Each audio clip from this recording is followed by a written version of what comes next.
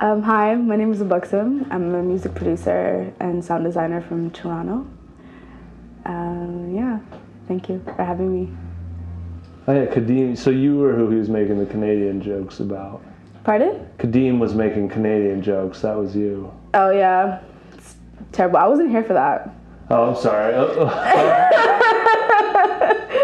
wasn't here for that. But yeah, there's a lot of Canadian jokes.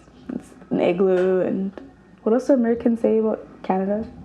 I don't hear too many of them. Yeah, it's just very cold. Yeah. Well, either way, I liked your set a lot. I was saying to my buddy, it was refreshing to see the Ableton. Right. Not that there's anything wrong with the 404, but it seems like everyone's using one these days. Yeah, I feel like the 404. I mean, I can't really speak too much on the 404 because I've never really used it. But I feel like with Ableton, Ableton is so limitless. So you can practically do whatever you want, control it in so many different ways, and the littlest details you can control that. So for me, that's really important when I'm performing live. I need to be able to control every aspect of what I'm playing. Have you been on the Ableton most of the time, or did you? Yeah, I've been making music in Ableton for probably I think 3 years, and also performing in it. I started off in this program called Reason. Yeah. But I felt like the sounds are great, the layout is great, but I just didn't feel like it was giving me the performance vibe. And at that time I was like, yeah, I want to be able to perform and find a software where I can integrate my live performance and also my actual work. Yeah. I feel like Ableton just combines both the worlds for me. Yeah. Yeah. How did you? You're on the Dome of Doom roster, right? No.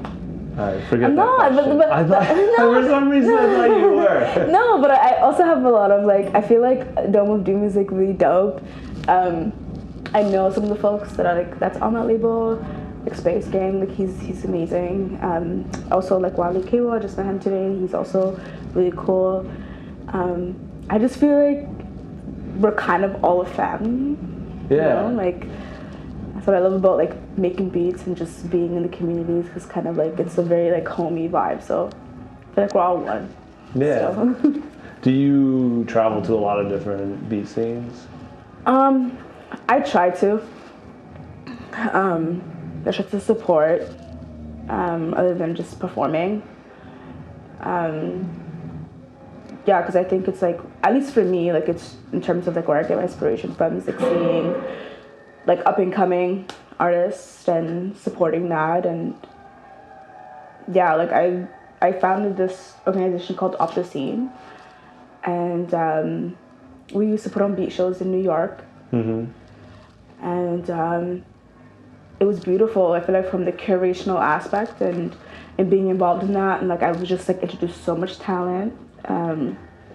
Also shout out to Moon Lady, but yeah, she also definitely helped me in that regard in terms of introducing me to new artists that's from Long Island. I feel New York is kind of bizarre because of the boroughs, and folks don't really know how to connect. They're each their own world. Yeah, they're each their own worlds, but it's beautiful when you're able to bring them all together in one space. It's hard. There's literally 8 million people in yeah, the city. It is, but just imagine just picking different artists from Long Island, Staten Island, and Bronx, whatever. It's just so beautiful, and I feel with Obuxum we're able to do that. Are you guys doing anything now with Obuxum? No, I'm actually not affiliated with it anymore. Oh, okay.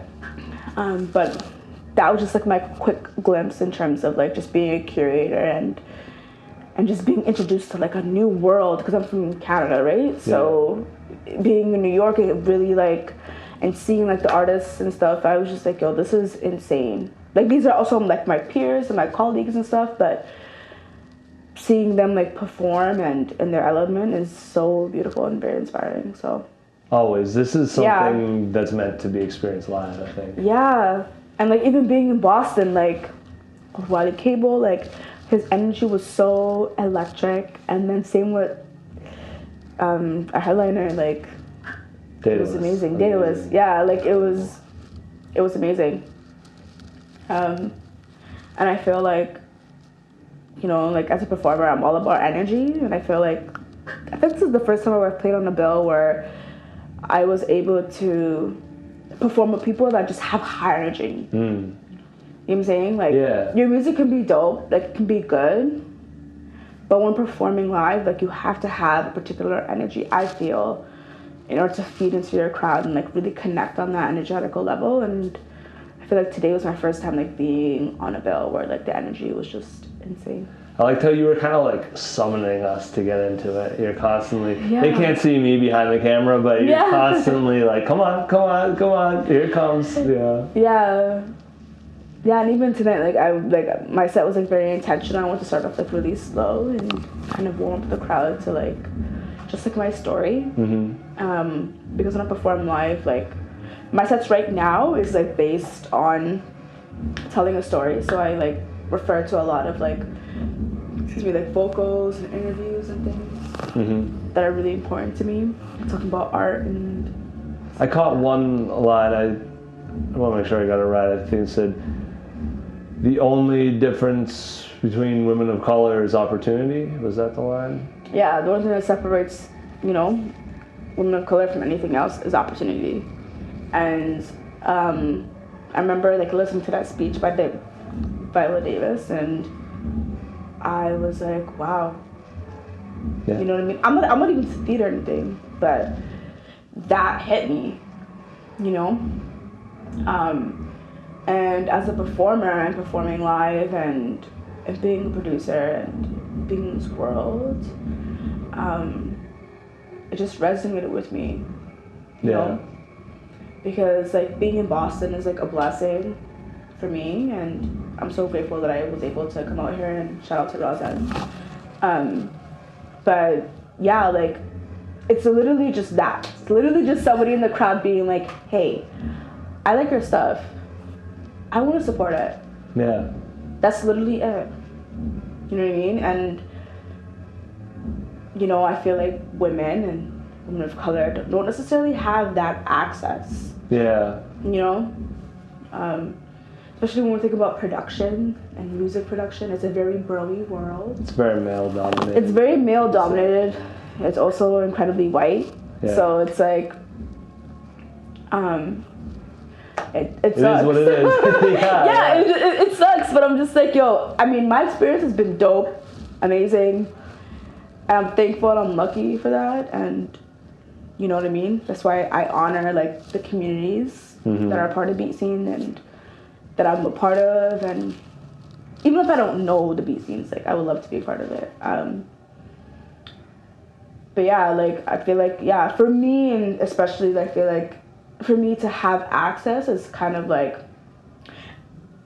it's hard, and I put that in my work, you know, my album and stuff, and I try to talk about those things. My music is very political. Okay. Well, it can be very political. I don't mean it to be political, but it's kind of like, I'm feeling something right now. I want to create this. I want to create something based off of this feeling. Yeah.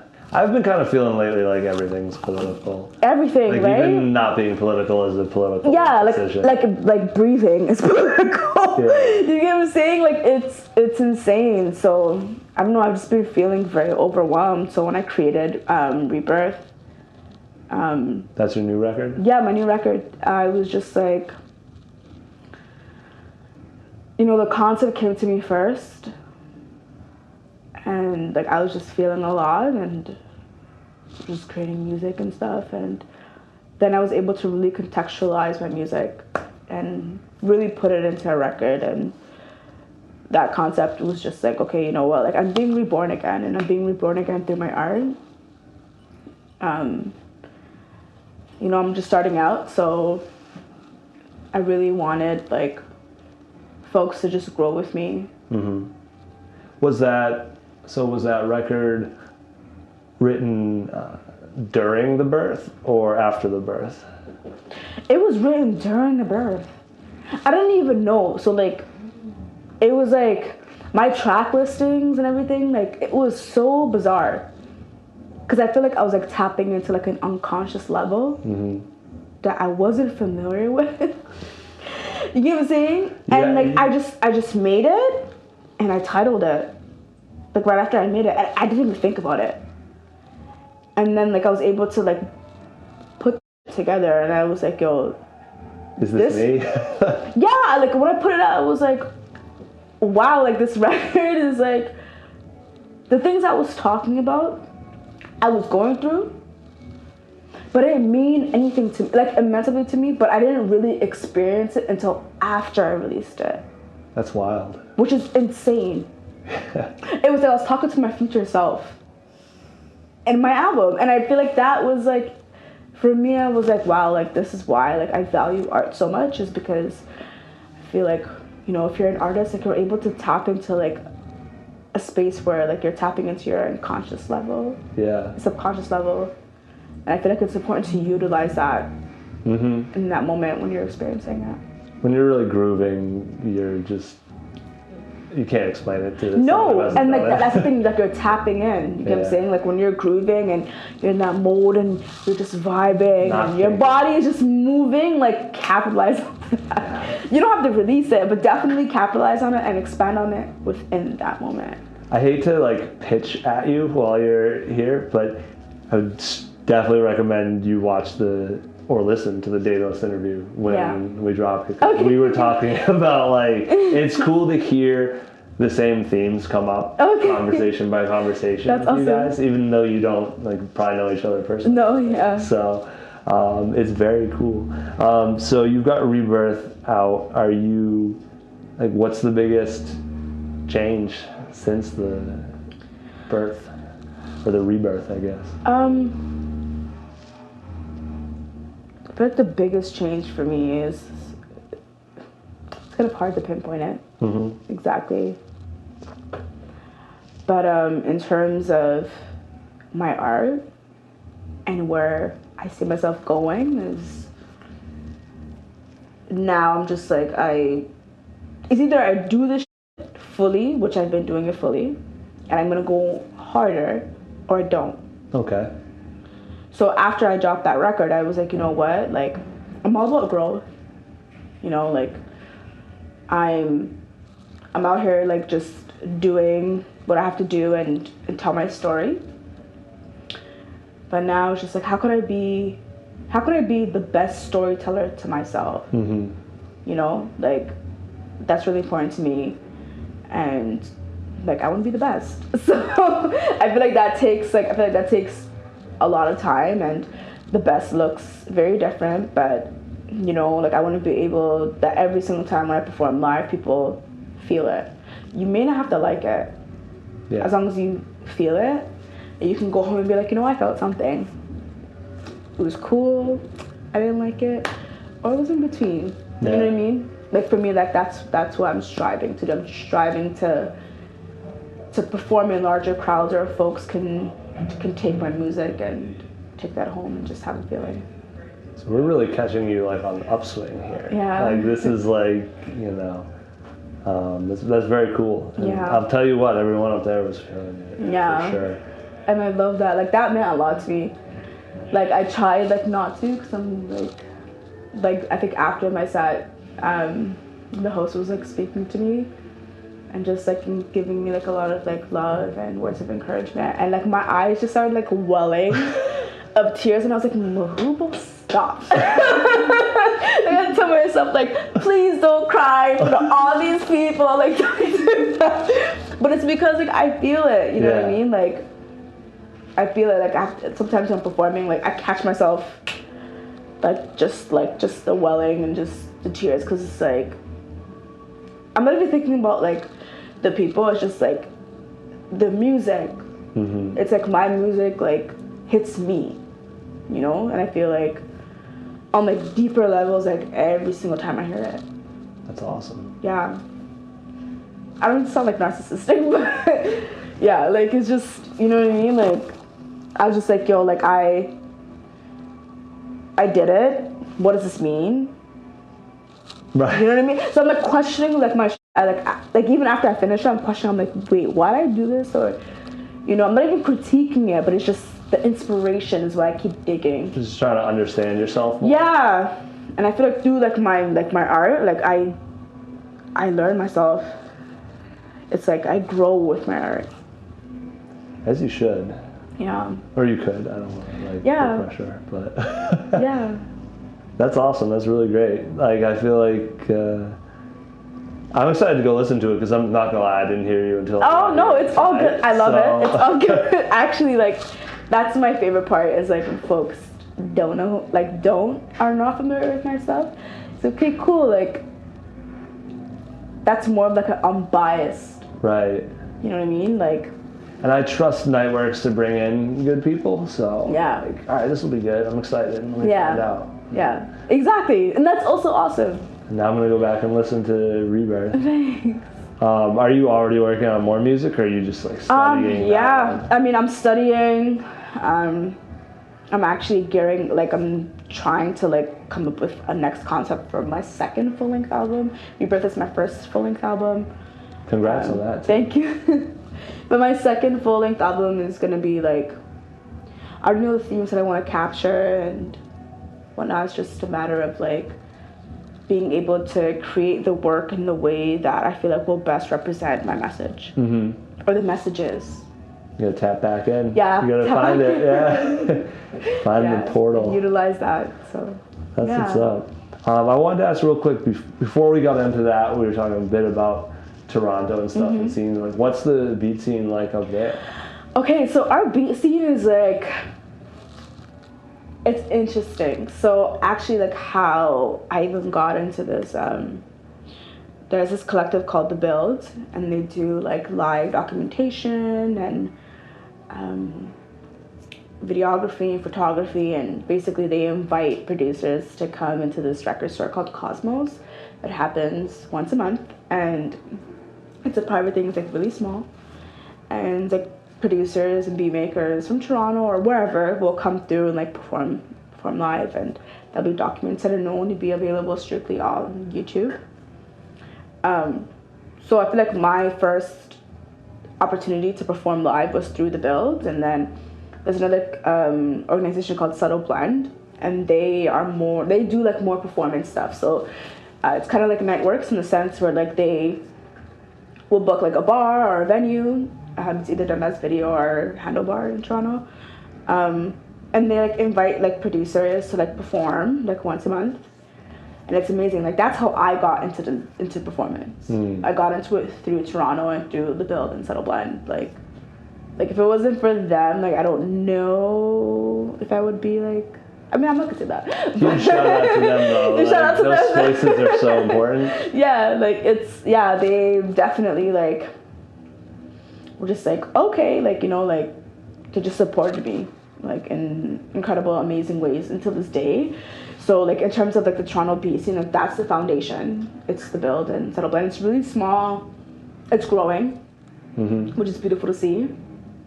Subtle Blend was like they've been doing stuff since like 2014. I think The Build's a little bit more newer. I think it started in 2016. But it's growing. I mean, I would love it to be on the level as Nightworks. Like, that would be amazing. It's all a process. Yeah, I mean, our is. scene's been, it feels like it's been bubbling for so long. Yeah. And it's like starting to get there, you know? Yeah, but it's also like, I feel like, you know, just other than being an artist, like being a curator and being invited to these spaces is like so beautiful, and I'm just like wow, like I just love the crowd. Other than the organizers and stuff and the folks that are involved, the crowd is just amazing energy. Tonight was cool too because I met a bunch of people who were just here like randomly. Yeah. They weren't tied to the scene prior to that, which is so, very cool to see. Yeah, and they're also like really, really cool. It's like they're just open to just receive. Yeah. And I think that's beautiful. You know what I mean? And I feel like that's so like incredibly important. Open to receive. Yeah. That seems like a good note to end it on. Is there anything you wanted to tell us that you didn't? I guess like if you're an artist, like just keep doing your art in the ways that are most comfortable for you, and be patient with your process. I think that's how I want to end it. All right. Thank you so much. Yeah. So shout out to Obuxum.